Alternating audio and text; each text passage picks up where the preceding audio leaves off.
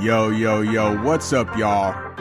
You are listening to the Lazarus Affect podcast, and I am your host, Lazarus Ross.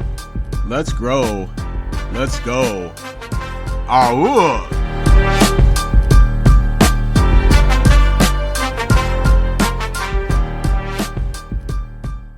Yo, yo, yo, what's up, everybody? We are back with another episode of the Lazarus Affect podcast. Y'all know what it is. And this time, I have another wonderful, very special guest, my friend and former client, Beast, Jamie Johnson. What's up, fam? Beast. Wow. Okay. Yeah. That's a Lady new one. Beast. Yeah. How you doing? I'm good. How are you? Awesome. Awesome blossom. So how about I just told everybody that you are one of my great friends. We had worked together and I coached you and for fitness competitions, et cetera, or whatever. But tell people what you would like them to know about you, the version of your story or the amount of your story that you would like to share. Because today we're going to talk about relationships. We may talk about fitness as well. But Jamie and her husband have gotten together with two of their really great friends and put together a program and running retreats for couples, for relationship retreats. So share with people your story that has led you to this point. Well, that can be a really, really long story. So I'll try to be as concise as possible. Yeah. I feel like that scene from Goonies where they're like, tell us everything, you know, and he's like, when I was, gosh, Laz, that's like a really amazing question. Tough to kind of encapsulate what's brought me from to this point in my life, because I can say it's so many things. But I would say the overarching principle more than anything is constantly working on myself and my own healing journey. I feel like healing, in my experience, is, if you're really willing to take it on, will be a lifelong journey. And I shared this with you recently. One of the best lessons I've learned maybe in the last few years, for sure, that lesson keeps coming up, is realizing that I don't have it all figured out. Realizing I don't have it all figured out and there's more to learn. A lot of what we're doing in the retreat just comes from a long journey of doing life the hard way or not getting the results that I want, and really figuring out what kind of things that I can do within myself, what kind of shifts I can make within myself in order to get the results that I want. And to me, it goes back to fitness. It goes into relationships. It's all encompassing. Cool. Do you want to share any details of the story? You'll have to ask a really specific question. All right, cool. So when it comes to relationships specifically, since we're going to speak on relationships today, kind of tell the origin story of what has called you into supporting other people in fulfilling awesome relationships that you created with Ty. Yeah, it actually came out of my own failure. So it started with both my husband, Todd, and I. This is our second marriage. We've been divorced. So we have seen what it looks like when a relationship completely decimates and falls apart.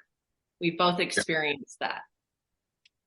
And then not too long into our marriage, we were just hitting roadblocks. And we had, in my opinion, all the greatest intentions. We had the greatest love for each other, commitment, and nothing seemed to be working.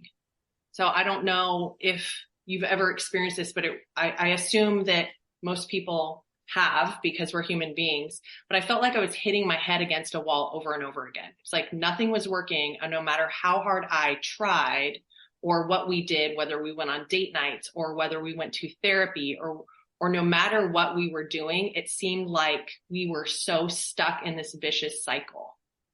And it wasn't until we really looked at the root of the problem, because I think naturally when a marriage or a relationship is in conflict, you tend to look at what the other person isn't doing for you. Right. And it tends to be this, I like to call it relationship chicken.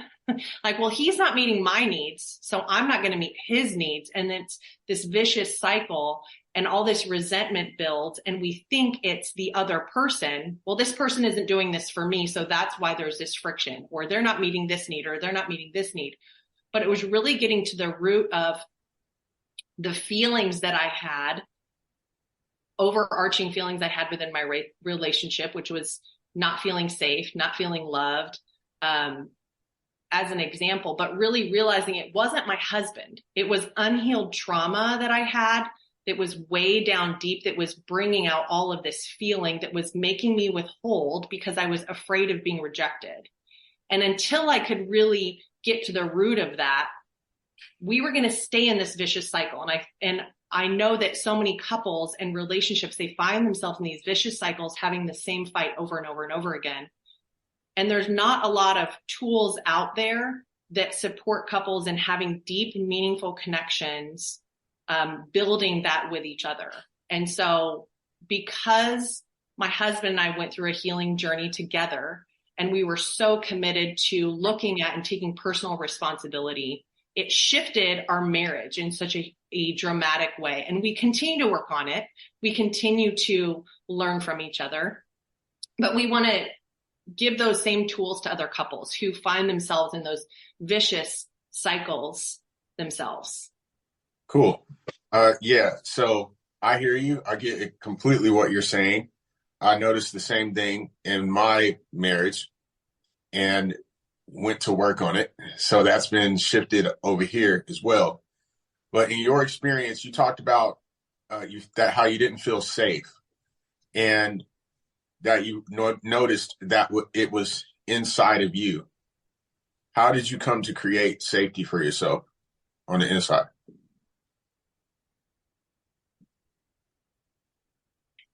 Safety for me was something that I didn't ever really feel growing up. So it was something that was there. I would call it was an undercurrent in my life that I didn't realize was there. You know, from an outsider perspective, or I would say I didn't have the awareness to even know that I didn't feel safe, because it was so natural for me to have this feeling. It really was a blind spot in my life. If someone would have asked me, Jamie, do you feel safe? I would have said yes, because I think of safety as like my life was not threatened, right? I wasn't in danger. Right. And so it was really unraveling some of these things that occurred that were traumatizing for me.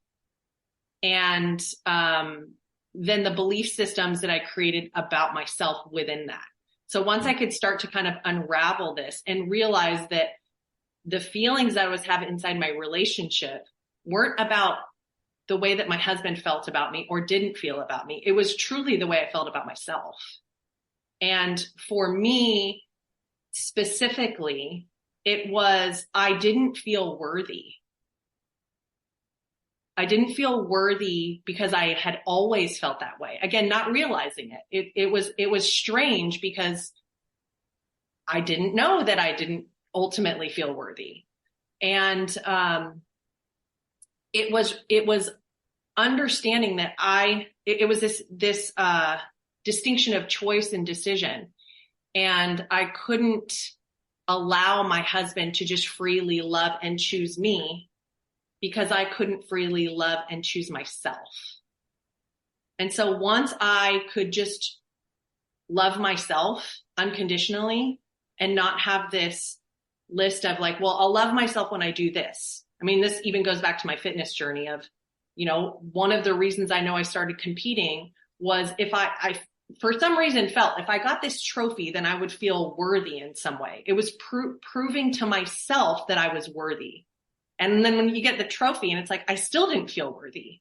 So it was realizing that regardless of what I achieve, that I am innately valuable and I can just choose myself moment to moment.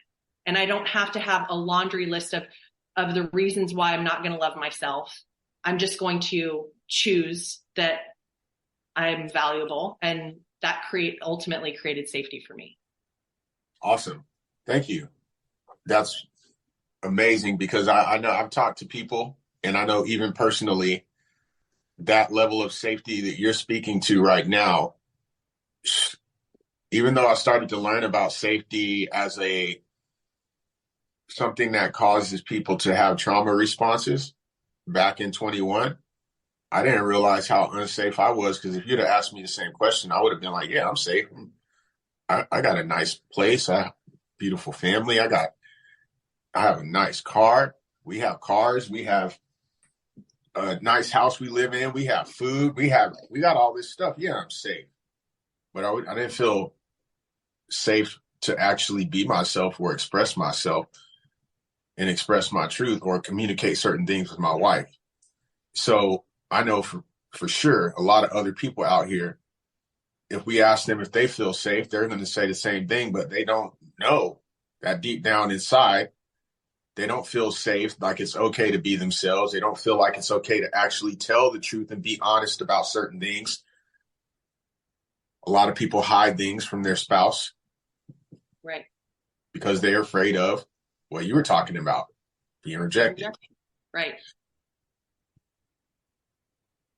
It was also, I'm sorry. Go ahead.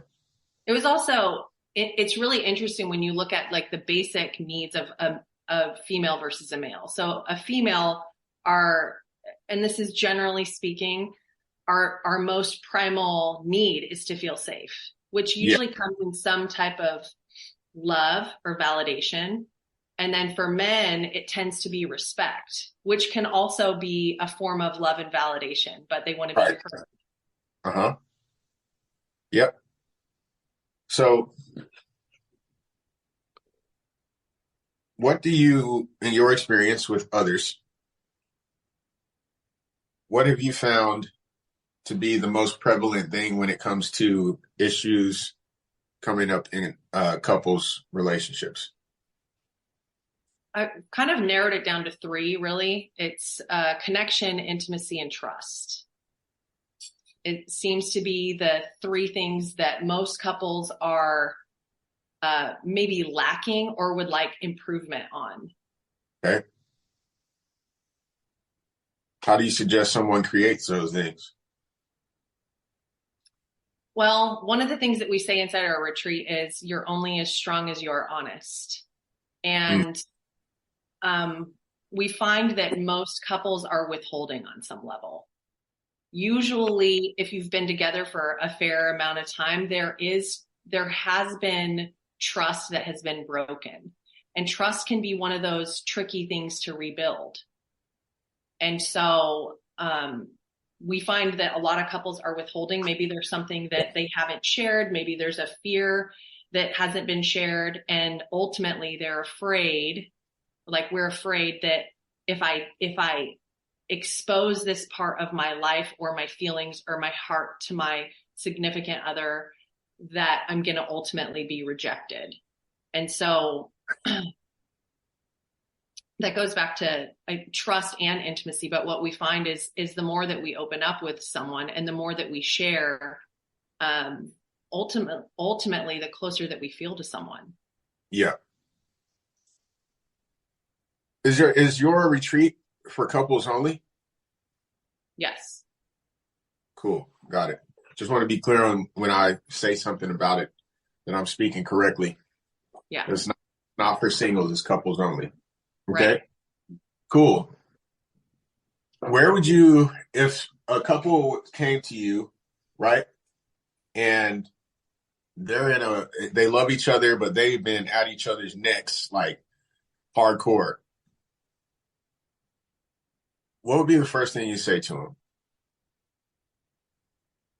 Well, first I'd find out what's going on. I think it's easy to make assumptions of what's going on without really understanding. And so I'd want to know, Right. what is really going on with inside of the relationship? Like what are they arguing about? What's the disconnect? And then also find out if they're both committed to the relationship, I think is really important. Like, what is their commitment level? How would they grade their relationship at that moment? Like on a scale of 1 to 10, would they grade it? And usually I find that one person versus the other is going to grade it completely differently. Like some person may say that they're a 6 and another one may say that they're a 2. So Mm-hmm. it's understanding where they're both coming from and what is actually going on. Like, what are they experiencing? So what does at each other's throats really mean? like what is going on beyond the fight? So if you give a more specific example, what would you say? What would you mean if someone is at each other's throats? At each other's throats, as in they're always arguing, all the time. There's always something happening where they're always getting into a heated disagreement, no matter what. Huh? Heated fellowship. Heated fellowship. Heated fellowship. Yeah, heated, intense disagreements where voices are going up. People are in a extremely sympathetic nervous system, ready to run. I need to leave, or I want to fight, that kind of thing. And it's constant. Always happening. So is this around? They're not throwing hands with each other, but they have to refrain. Got it. What I find now, this is typical. So I'm again using a typical, what is usually typical in relationships that I find is that women want to feel heard more than they want to feel fixed, more than they want to be fixed. So women want to feel heard more than they want to be fixed. I find this happen all the time in relationships. And I actually had a conversation with a gentleman last week, and I experienced this just in a friendship situation, is that men are usually so hyper focused on fixing what's going on. And the woman wants to feel validated on how she feels. And men tend to come in to fix with a solution, or you shouldn't do this, or you should feel this way, or they're coming in and they're so like, they're seeing that we're at point A and they want to get us to point B as quickly as they can, but they don't even understand or hear where we're at. So typically in a situation where a woman is going to react, it's because she does not feel heard or validated. So it's really understanding how she feels. Like, what is she experiencing? What is she feeling? And really leveling with her from the man. Like, okay, really don't try to fix what's going on, but understand, like, get in her shoes. How is she feeling? What is she experiencing? And validate those feelings. Like, I hear that you feel frustrated. I hear that you are overworked. I hear that you need a break, or whatever it is. And really digging in. I think of it like a toddler, right? Like, or your kids. When your kids are going through something, it may seem easy to fix, right? Like, why are you crying over that? It's not that big of a deal, but that's not going to support them emotionally. It's when we can get down on their level and really eye to eye level with them. And like, I see you, I understand you, until we can really feel what they're feeling. The fit or the fight may still continue. So I find that is something that is really lacking. And when men are not validating a woman's feelings, they usually want out, meaning it will cause a blow up because the man is already on to the next thing and we're not feeling validated. So then it can cause this friction. And then there's just a misunderstanding completely. The man is going, I don't know what I did wrong because I'm just trying to help you. Why are you blowing up at me? But the woman is just not feeling validated as a human being. Yeah. It's just kind of like, okay, let's move on to the next thing instead of just sitting in it and having a conversation. Cool. I have something I'm going to say about that, but I want to hear your perspective on what about for men? What about for men in that situation? Yeah. It goes back to respect.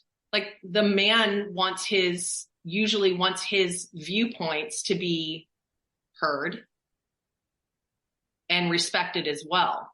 And usually it takes a person, and this is the problem. There's usually a person in every relationship that is the first one to extend the olive branch.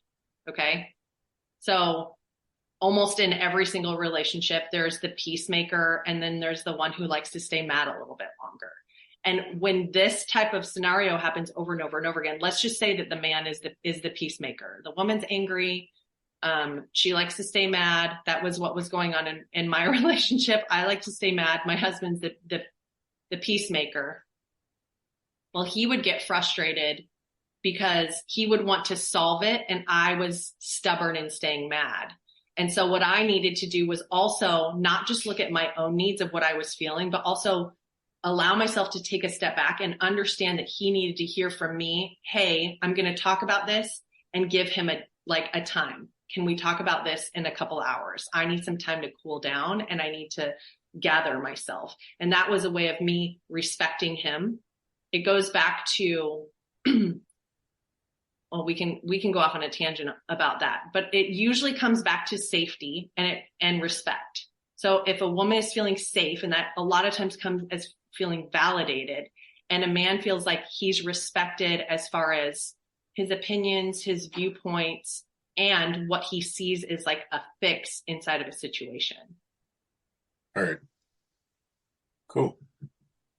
What was your opinion on that? I'm like super curious. My opinion, well, when you were speaking of, you covered it when you were talking about women wanting to be heard and wanting to be validated and wanting basically what they are thinking and what they're feeling to be understood.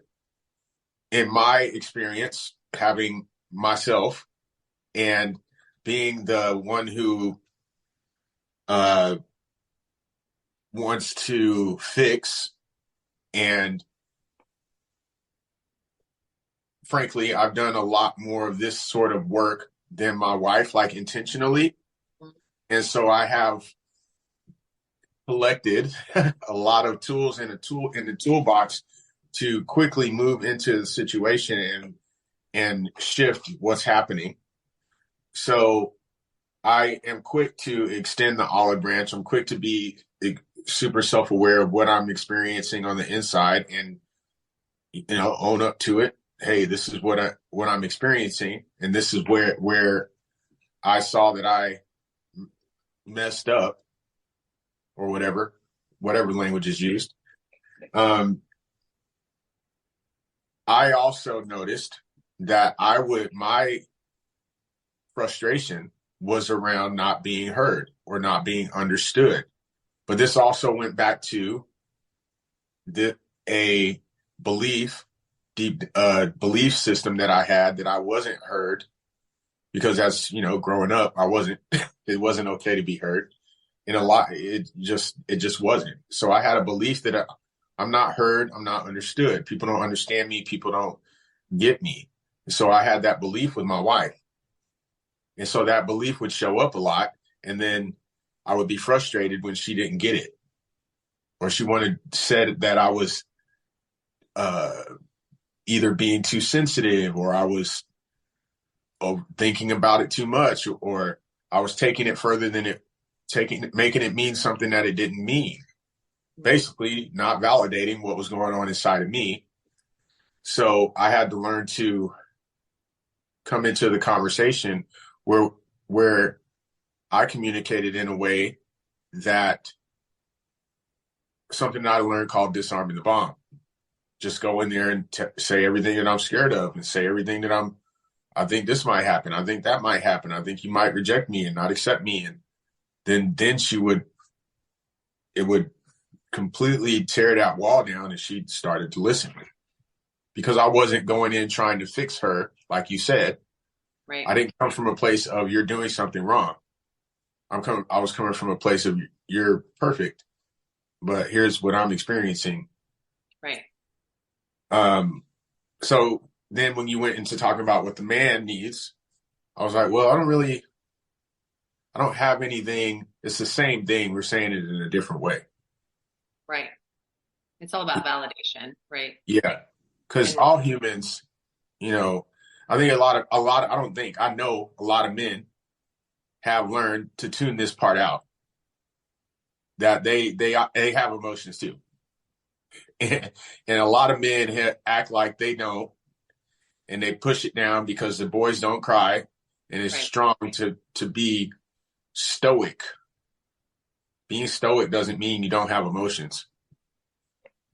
In my how I see stoicism, true stoicism to me is being able to navigate your emotions and not letting your emotions control your have you acting out in ways that could possibly create a feeling or a perception of not being safe in a container, in a conversation, in the relationship. Right. Heard. It goes back to that vicious cycle. If you have a couple that's at each other's throats, if they're able to take a step, and this is kind of like what we create within our retreat. So it's more difficult to do this on your own, especially if emotions are really high. Yeah. But if you can both take a step back and then agree to come together to hear each other out. So with the intention of validating each other's feelings and with the intention of being in responsibility. So that's not you made me feel this way. That's not you did this and it's pointing the finger. It's really taking ownership for the way you're showing up in the relationship, for the way that you're communicating. And because I find a lot of times this is going to be a visual piece, but connection is ultimately what we want. I mean, even if we're talking about sex, ultimately what we want as a couple is we want to feel connected. It is about connection and intimacy. And if we're both closed off, like we're playing that relationship chicken where I'm withholding, he's withholding, what we really want is connection. So this is the connection. But if I'm closed off and he's closed off, we're just going to butt heads. As much as we try, we are not going to connect.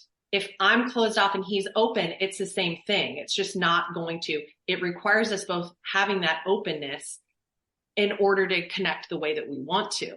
The other thing that I've found is you both have to be, I don't want to say have to because that sounds really rigid, but it is the best way to connect with your significant other is if you both can come together. Again, if there's a ton of friction, if you both can be in ownership and responsibility. And like, let's put the victim-y stuff aside. That's really easy for us to get in the victim and blame and all of that. But if you can be both in 100% ownership and with the intention of validating that person, whether it's their triggers or the things that are going on, whether it's their feelings, it brings a lot of harmony, regardless of how tough that fight or that argument has been, because I think the intention is different. It's not about me being right or you being right. It's about us trying to come together, where I'm not trying to validate my own feelings. I'm okay with expressing how I felt, because if we are truly mutually like, you want to validate my feelings and I want to validate yours. Well, if I want to validate your feelings, one of the first things I'm going to say is tell me your experience. Like, tell me what you're feeling so I can really validate that. And then I can take ownership if there's something that I'm doing that is creating this experience for you. Yeah. Awesome. So you talked about the being closed off prevents connection. So this context that I learned, maybe I shared it with you before. I don't know. Cause we talk often, probably, but, earlier we were talking about safety. So this context that I've learned is like there's these 3 points that I learned called the 3 points of ease, and they're super useful in relationships, but it's really in any area. First is safety, and the second is connection. And that closed offness, if people don't feel safe to express themselves and be themselves or whatever, if they are feeling unsafe inside of themselves, they're going to be closed off because they are trying to protect themselves. They're trying to create safety. And so if safety is not there, connection they're going to miss connection all the time. Correct. I have a context. I always tell my kids this. And you were talking about, let's put the victim-y stuff to the side and validate emotions. Well, I tell my kids, yo, your feelings are always true for you. And your feelings aren't necessarily true about what's happened, right? About the situation. You are feeling your feelings. It's okay to feel that. Let's talk about it. And is that the truth about what happened? And they both, their eyes get big. You can see the mind-blown emoji going off on the top of their heads when we have this sort of conversation. So, even as adults, people need to understand that, or they don't need to do anything. They can do whatever they want. But if you want to create joy and fun and connection and fulfillment and all these really awesome things, well, your feelings are your feelings, but they ain't necessarily true about what's they're happening. Not always a great point to navigate from, right? Like in the moment you may feel a certain way, and you can look back at your life and see where maybe your emotions led you down a path. And a lot of the times it's not the best. It didn't end up really well, right? Because you followed your feelings and your emotions rather than your intuition or your intention. That's a good one.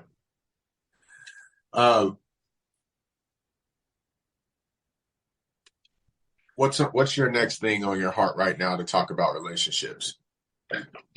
Well, I think that what comes up a lot is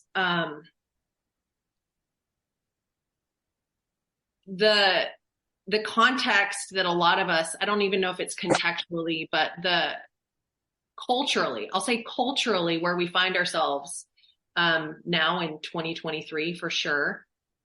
There's a lot of these common themes, and it's about choosing yourself. It's about self-love. It's a lot about self-empowerment, and which is wonderful. I mean, this is what we find predominantly in the world of transformation. It's about choosing yourself. It's about coming from a place of power. However, when you're in a committed relationship and or a marriage, it is a partnership. And so what I find is there's this fine line between choosing myself and being selfish, where it's damaging to the other person. And so it's how can we grow together instead of just growing apart? And this requires, so I see this theme over and over again in relationships now, where you have someone who is a type A personality, and they're a leader and they're a go-getter and they're wanting to take all this on, right? You can't relate to that, me neither. Can't relate to this at all. And so what happens, again, there's usually someone who is more dominant as far as a type A, more dominant as far as like a go-getter in the relationship, and the other person can feel left behind. So there's this balance of how can I choose myself and what I want, but also understand that I have a partner. It's a different context than when you're living a single life and being a go-getter, when you have someone else that, if you truly believe in the idea of to become one, when you're married, we are one.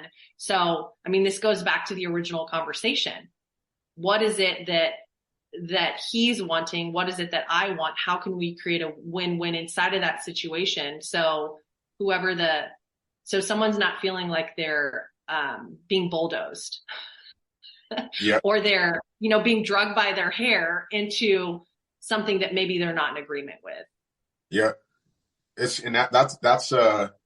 I found that to be a constant conversation, because that thing can shift next month. There are certain things that can shift next month that we haven't had a conversation about. It's time to come together again and have this conversation. And because a lot of people don't feel safe, they don't do that. They're scared they're going to be rejected. Or I know me, I was scared I would be rejected. I was scared I would get oh, she's gonna leave or she won't want to do it and we're gonna break up,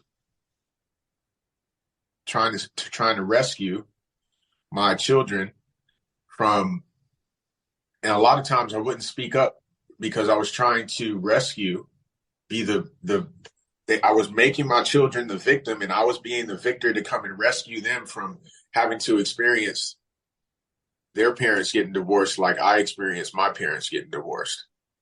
It is what is crazy. These mind traps that people can get into in relationships. And since you brought this up and you work with couples, I'm going to bring this up about singles because a lot of singles out here are constantly wanting to be in a relationship. And I see this all the time. I've seen a post going around of these younger generation women, like in their 20s. The only women that I've seen share this are in their 20s. Possible all kinds of women in other age groups have shared this post, but only women I'm connected to on Facebook have shared this post. And then they're in their 20s. It says that this generation of men want to be chased so bad. I ain't doing it, little mama, with the face plant emoji. And it's interesting to see that because these people want to be in relationships. They want to have a dope, awesome relationship. However, they're constantly in this mode of villainizing the other. They want to be in the women villainizing men and then men villainizing women. So if somebody's the villain in your story, you obviously don't feel safe enough and you're never going to connect with them. Right. And you're a victim. So you're being a victim to the dating pool. And you're saying that I'm never going to be able to have this because all of these people in this pool don't want it. It's a whole blanket statement that people are saying. So they're not trying to come together and actually hear each other.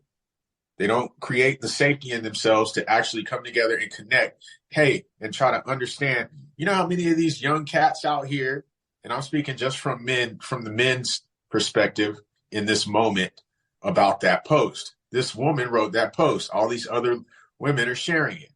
But they don't try to understand how many of these young men out here don't feel safe to express themselves.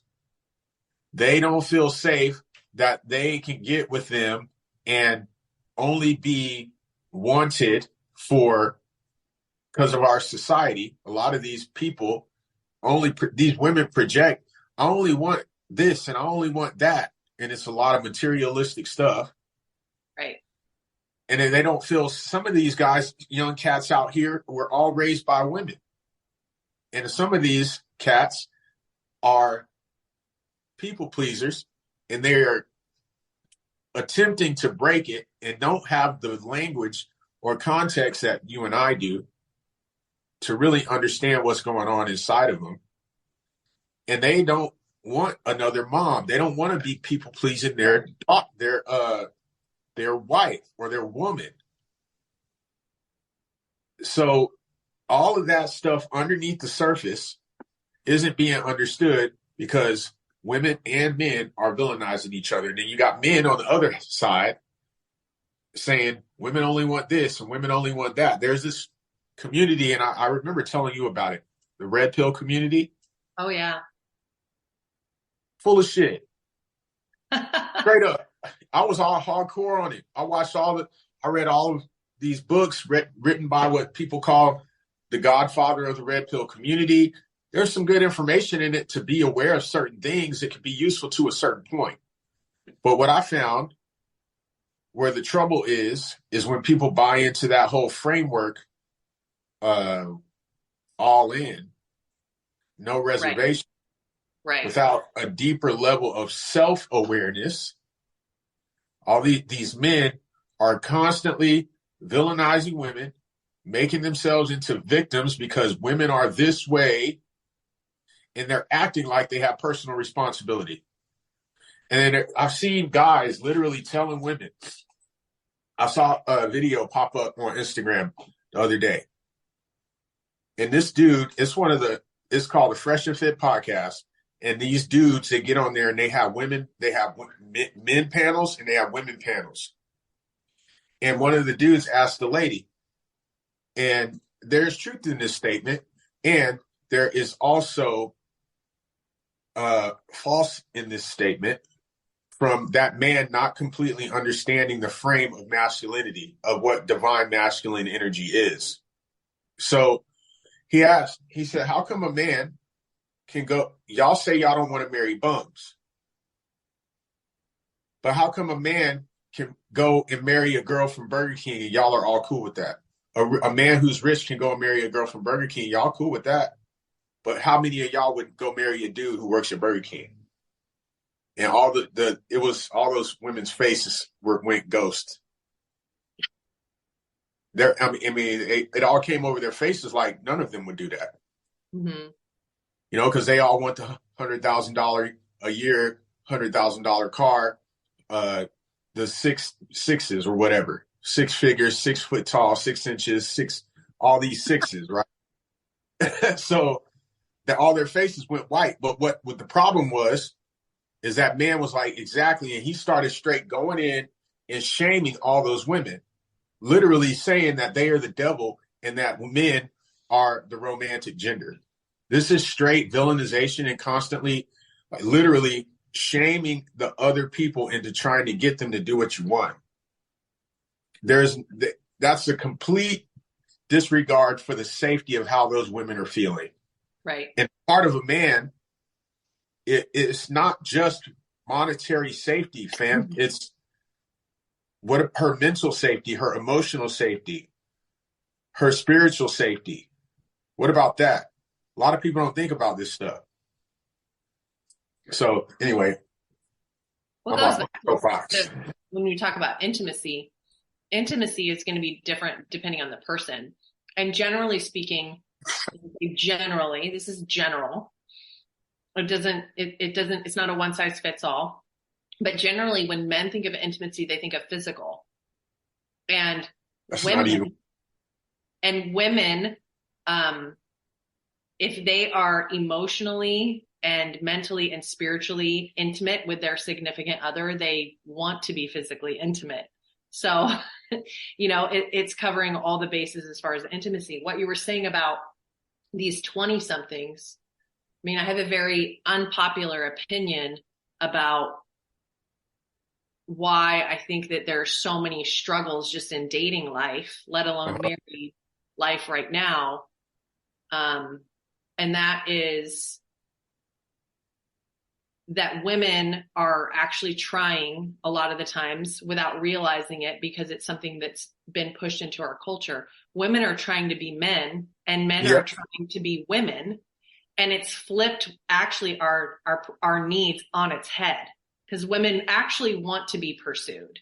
That's why that post, in that I kind of heard like she's not wanting to chase a man because there's something in a woman that our hearts constantly want to be pursued. And so, it even goes back to what we were talking about in the beginning. If there's this vicious cycle of fight, well, if the man is pursuing the woman's heart, like, please help me understand how you feel, there's something in us that automatically opens up.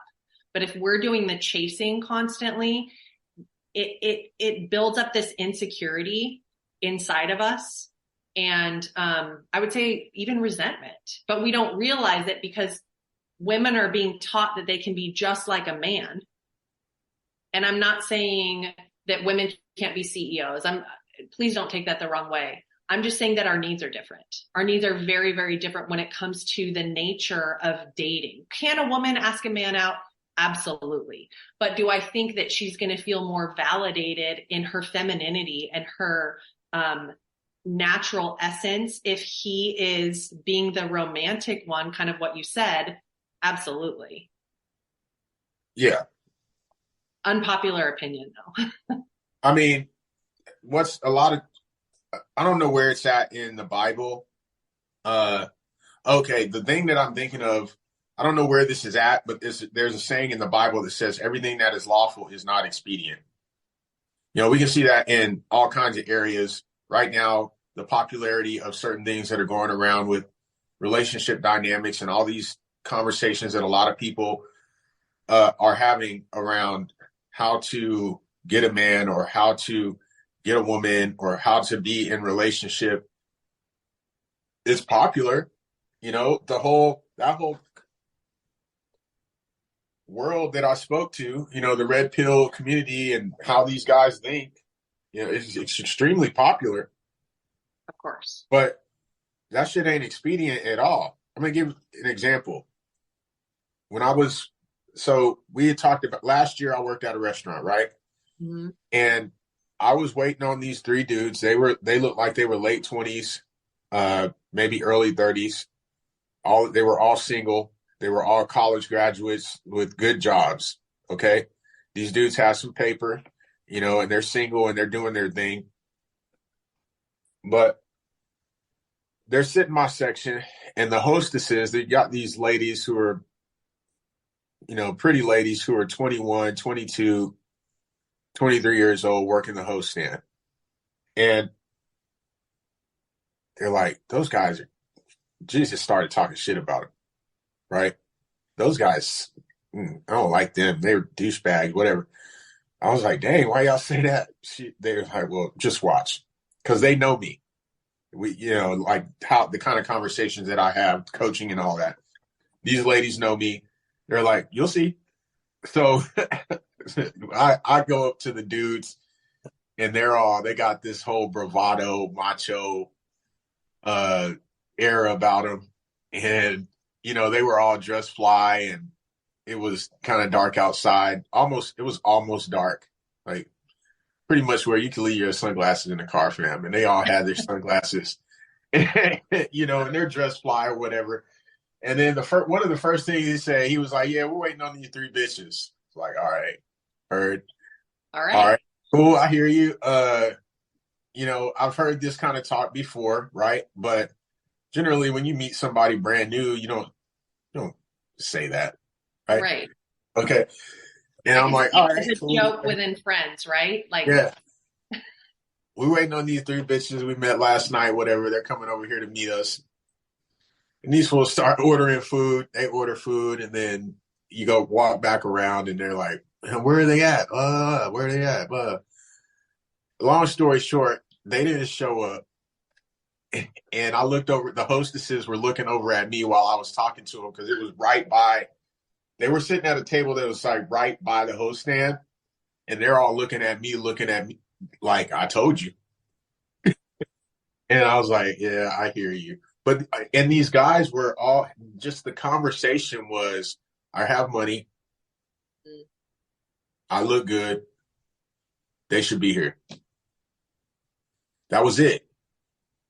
There's no validation. I can provide financially. I'm good looking. I make more money than a lot of people my age. They should be here. That's all that they think. They think if I look good, if I'm fit, and I got money, they should listen. So they're missing they have parts of it. Right. But they don't have the most meat of it. And I think that's like true to any couple too. So any person, like there are pieces that are working, but if you're, I don't even know how I'd say that. I think it just say it. No filter. This gonna have the parental guidance explicit lyric E on it, so it don't matter. This is no filter podcast right here. No, it's just, I don't know if it's poor role models. I can say it's that, but that comes from a place of blame. But I do think that culturally we're going back to what we see We are like a monkey see, monkey do type people. Like what are we seeing on TV? What is being portrayed to us? What is being portrayed to young women and young men about how you go about a relationship? And I think, you have this like keeping up with the Kardashians type mentality, these extremes, and people, this from health and fitness, people tend to take things to extremes. Yeah. And so you're taking what you saw in a movie. And I was thinking about that movie while you're describing these guys. I can't remember what it was called. But it was that, it was like a Wall Street movie. I think, Wolf on Wall Street? No, it was earlier than that.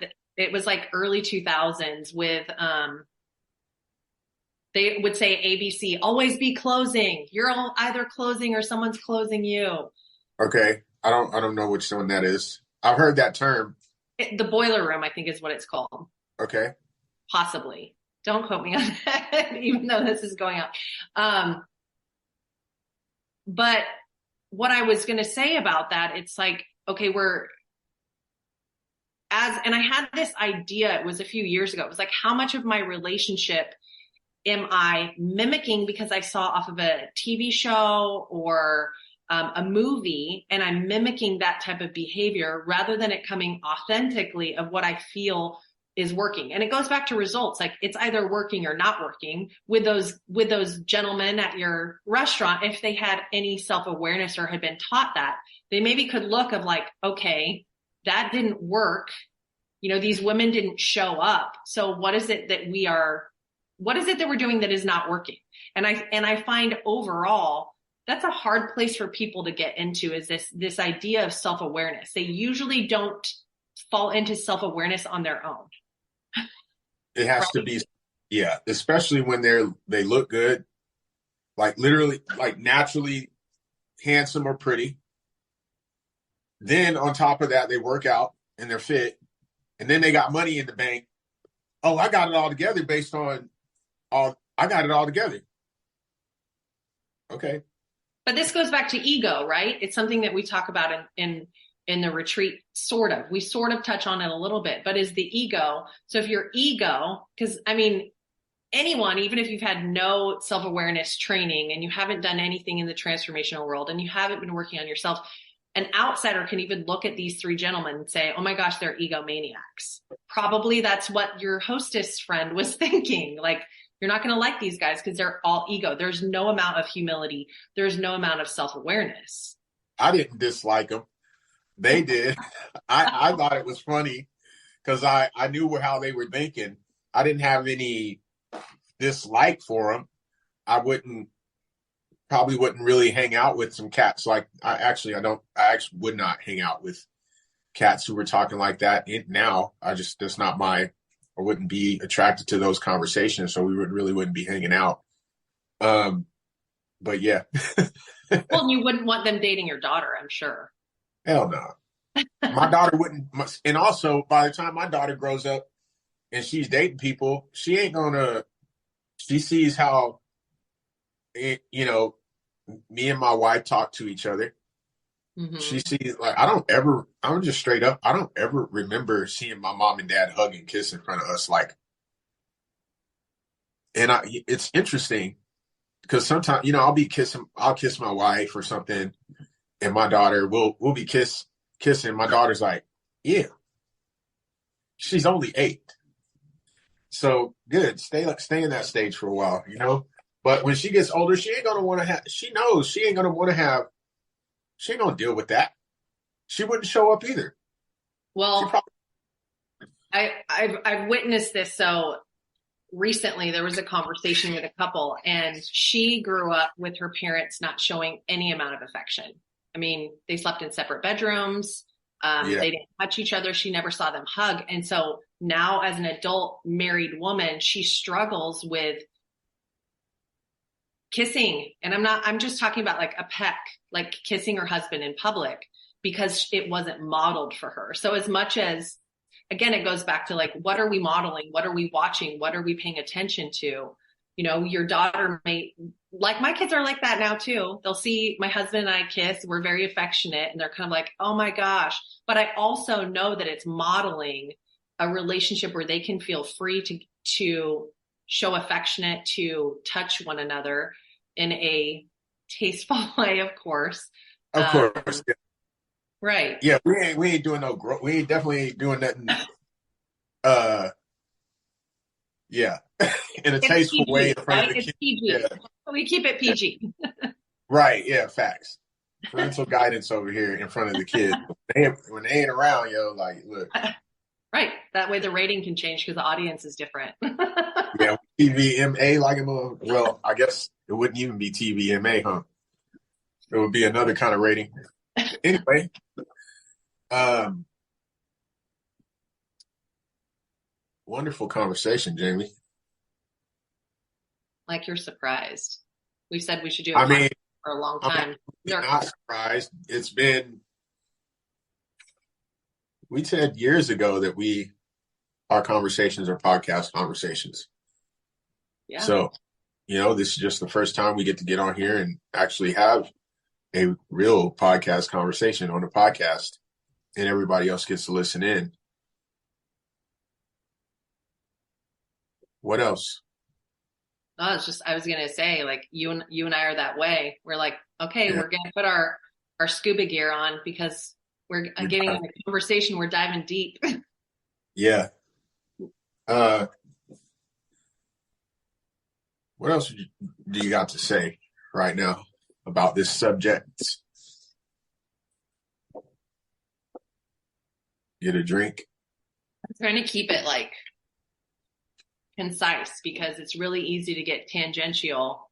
I don't even know. It's relationships, whatever. It doesn't matter. It doesn't have to be in a box at all. Whatever you feel, if you have something to say.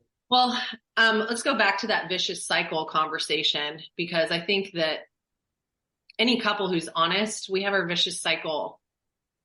Yeah. Arguments, the same things that we discuss. Usually there's the same triggers.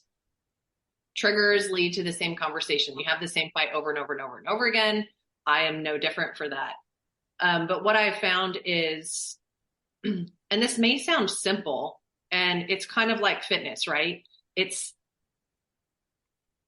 simple, but it's not easy. Yeah. It's simple, but that doesn't mean it's easy to do. Yeah. So, inside of my vicious cycle that my husband and I were dealing with for a long time ago, or for a long time, we just kept dealing with the same argument and the same type of fight, and it would go the same way. And then, the fight would last longer than it needed to. We'll just say that it would last longer than it needed to. And it would just cause so much stress and anxiety and disrupt our whole home. Yeah. Well, we'll talk about me because this is all in the vein of taking personal responsibility. So one of my things is my fight or flight is very high. Yeah. Generally, I go to flight because when I get triggered, I call it swirly.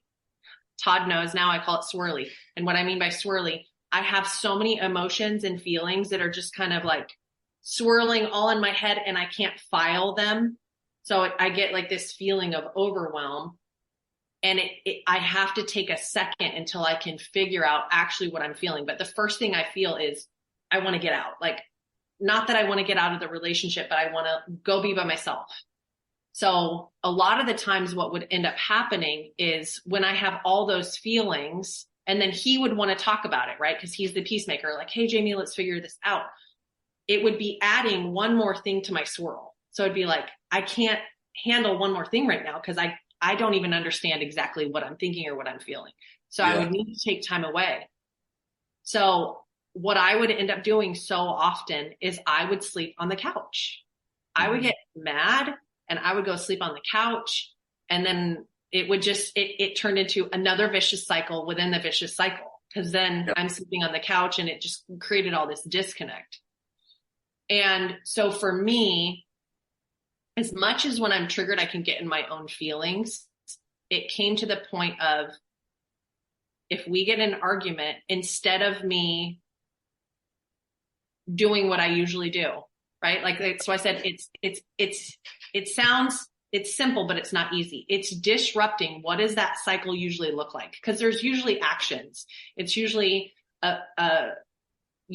we start withholding more, then the other person starts withholding, and it just becomes this pattern. But usually in a fight, you have the same patterns. He does this, she does this, or whatever, and then we go around and run in circles.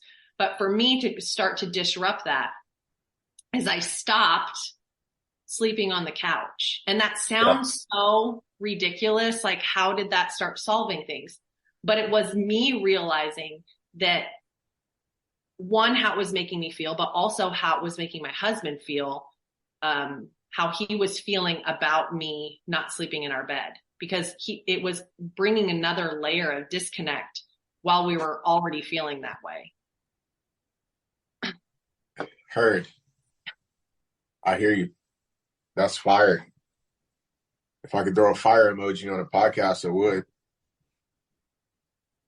So I guess in conclusion, one of the hardest things to do when we're in a fight is to not just want to sit and lick our own wounds. But if we can start to, going back to what we said originally, if we can start to really understand what that person needs, and if it is our significant other, that we are in a committed relationship and we're in a partnership and it is to become one, there has to be a point, or there gets to be a point, I'll say that, there gets to be a point when we start to put that other person's needs at least equal to our own, if not above. I mean, they're a person you choose to be in a relationship with. So yeah, their needs matter just as much as our own. But I think that withholding cycle is really when we're me focused. That makes sense. The vicious cycle is, I'm focused on me. You're not validating how I feel. You don't understand where I'm coming from.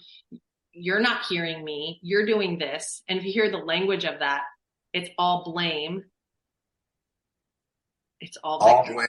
And blame is a form of, blame is just a form of, in my experience, I call blame a form of projected shame. And when I say shame, it means the idea, and me and you both have had a not good enough thing, but the idea of something's wrong with you, broken about you, bad about you, not good enough about you, or too much about you. That's shame. And blame is just that projected towards someone else. Right. So, and if we're projecting shame, aka the lowest level of human consciousness, on someone, definitely. Ugh. Yeah. It's yuck. It's yuck energy for sure. Yeah, all yuck energy. Jamie, I love you, fam. Thank you. I love you too. Thank you. Anything you'd like to leave the people first? Let people know where they can find you on social, how they can find you, how they can get in contact with you about the retreat. I'll make sure I get that stuff in the description, but let them know. Yeah, so our website is elevatechampions.com. You can go on the website and you can schedule a call. You can find me on Facebook, Jamie Johnson, or on Instagram at Join Jamie. And you can always, in a non-greasy way, you can hit up my DMs. I do have boundaries. I'm married, so. LOL. What would you want to leave the people with? What would I want to leave the people with? Yeah, a quote, a saying, or what do you want to leave with? I think I want to leave with one of the things that has been, I would say, probably my biggest aha moment or breakthrough within the last year. And it really helped me uncover this, why my relationship didn't work with my ex. And it's this: if you want to be in a healthy relationship, whether that's with your partner, whether it's with a friend, whether it's whoever that may be, whether it's a family member, it absolutely requires both people to be responsible and in responsibility. And I think that if you're wanting to shift your relationship in any way, that's kind of step one. Like, how am I responsible for the way, and it's not fault. So responsibility is different than fault, but without going into that, how can I be in responsibility for how this relationship is? And if you are both there, it's really much, much simpler to connect. Heard. Well, that's it. That's a wrap, y'all. That's Jamie. And appreciate y'all coming through. Jamie, again, thank you. Thank you. Catch y'all on the next one. Peace. I appreciate you coming through and listening to the podcast. If you haven't already subscribed, please go ahead and do that. And if you know somebody else this podcast can help, share it with them. Let's go. Let's grow. Aua.